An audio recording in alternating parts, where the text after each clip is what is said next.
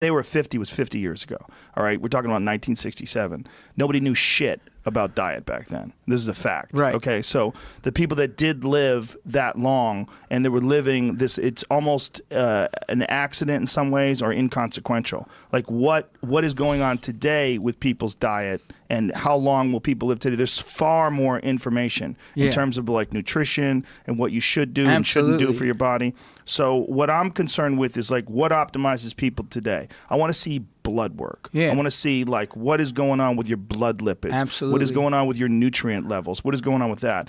And in that case, we have just a few studies from a few people or a few tests from a few people that have done this carnivore diet. We have some people that have done the vegan diet and have had real hard problems with that diet. Yeah, but let me just say one thing, because to throw the word vegan on something, that does not make it a healthy diet. I know vegans that are fucking 100 pounds overweight. They eat nothing but fried tofu. Vegan pizza. If you say an organic, whole food, plant-based diet, that's what I roll with. Right. I don't fucking say a vegan diet could mean anything. But when you say whole food, foods in their original source, organic, no pesticides, whole food, plant-based diet, that's what I roll with. Right. So that's why I don't go around. Dense, nutrient dense. Mineral dense. And this is one of the things that's important with people that live a long time. One of the things that you get from a lot of plants, especially like rich, green, leafy plants, you get a lot of minerals. Absolutely. And more importantly, if these things are raised in an organic environment, you're getting soil that's not depleted. And this is a big problem with monocrops. Did you see the article that just came out today that 40 years ago an orange was 10 times more nutritious? I think it was I think it might have been CNN Online or something. They posted an article that said the fruits and vegetables from 40 years ago were 10 times more nutritious than the way they're being grown today, because like you said, rows and rows and rows. It makes sense. How do they extract the nutrients properly from the soil? Yeah, it's impossible. Well, they have to actually add nutrients to the soil, and most of the time they're just adding nitrogen and a few other different minerals, but there's mineral depletion. Or pig shit. Like what they do is how do they get rid of that pig shit? Yeah, they're spraying it on the fucking crops. Yeah, and well, you're supposed to rotate crops, right? Crop rotation, what you plant next to each other, right? That are extra. I'm not a farmer, composting, but I have a friend that is an organic farmer. And his name is Keith, and he farms up in like New Hampshire, and he knows all about crop rotation.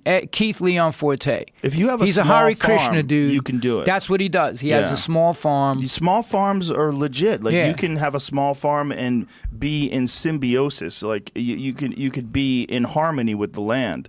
But man, you're growing, fucking 1,000 acres of corn for cattle feed. You might as well be making oil. Well, I mean, you're doing something that's kind of crazy to that environment. It's not natural. And listen, I saw Ted Nugent play with fucking AC/DC and Black Sabbath in '76 at Madison Square Garden. I went to all them shows, but when he came on and the shit that he was talking, I was just like, the fucking GMO crops. Okay, 80% of the GMO crop is being fed to animals for fucking slaughter. What he called the stupid vegans are not the ones that are eating that shit. That most of the crops that are genetically modified, because you have these corporations, McDonald's, every one of these corporations, they want every fucking piece of meat to taste the same. They want every fucking French fried potato to be the same. So the only way they can control it is the control of the genetic markers. So that's why they're using a majority of the genetically modified grains. And Monsanto, who just got bought out by Bayer, and they're changing the name because Monsanto has such a big rep. If you don't know it, Bayer just bought them. Yeah, no, now, do you know the history of Bayer? Pharmaceutical company. No, but IG Farben. No, prior to that.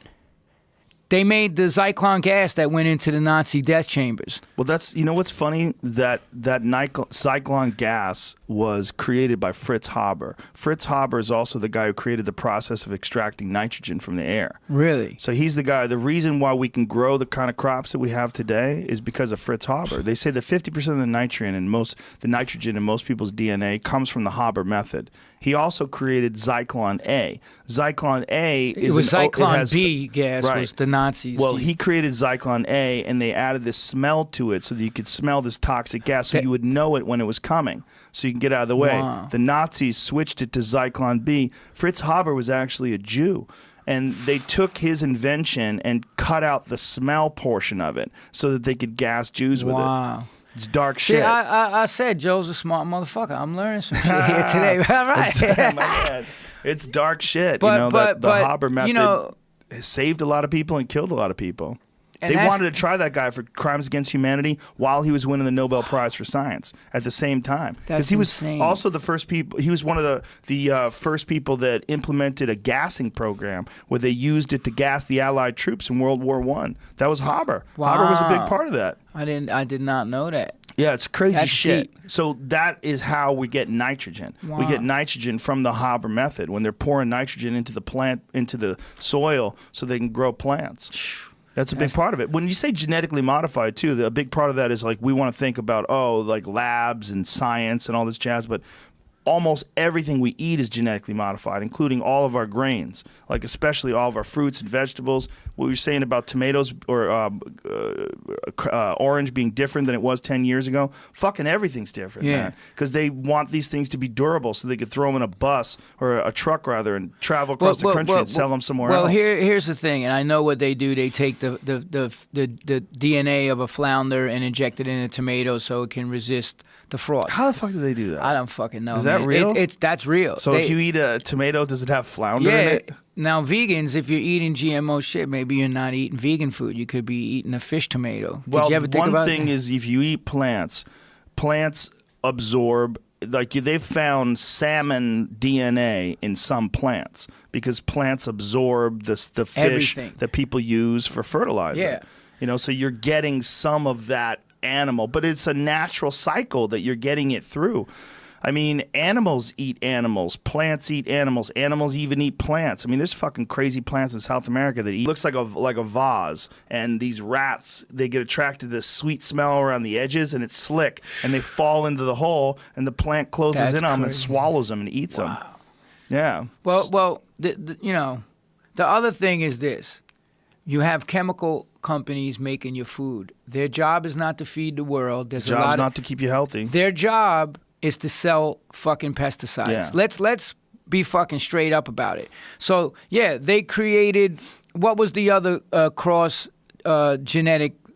There's a vegetable. I think it was was it cauliflower or broccoli? They mixed two things and came out with. It's a different process what they're doing now, and really what they do when they can take Roundup and pesticides and put it in the fucking seed. Right. Is what they're doing now. And so the plant from the growth cycle is resistant to these bugs. And all the people that are having the gut issues, I don't know if you listen, I know you had Rich Roll on twice. He's my fucker boy. He's a homie. He's a great dude. Dude, he's fucking, everyone asks me like, what's that motherfucker what's he like in real life? I'm like, that's the most genuine fucking dude. You ever have anything going on. He just wrote the foreword to my new book, The PMA Effect. I mean, he's a solid cat. Very solid.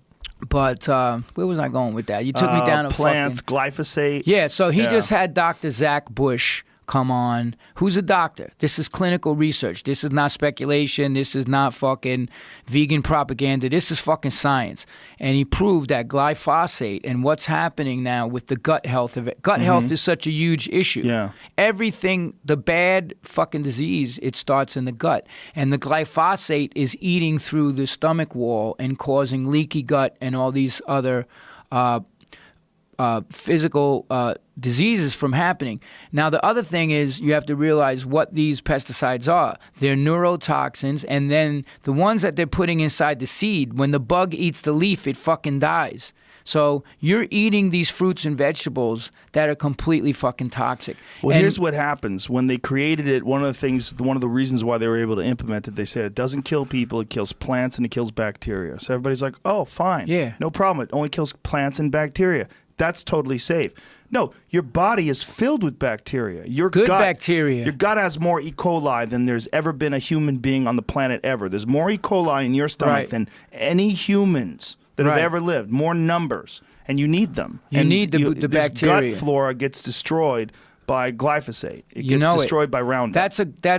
That's I mean, that podcast that he did, that episode with Dr. Zach Bush is fucking unbelievable, and I'm surprised, like, you know, motherfuckers didn't try to take that dude out at this point. 'Cause, Well, they're making so much money and people aren't listening, and there's so much Yeah. signal. There's so many noises going and they on. use It's hard. the word that everyone loves to use, the two words, conspiracy theorist. Yeah, that's a good one. But here's the thing.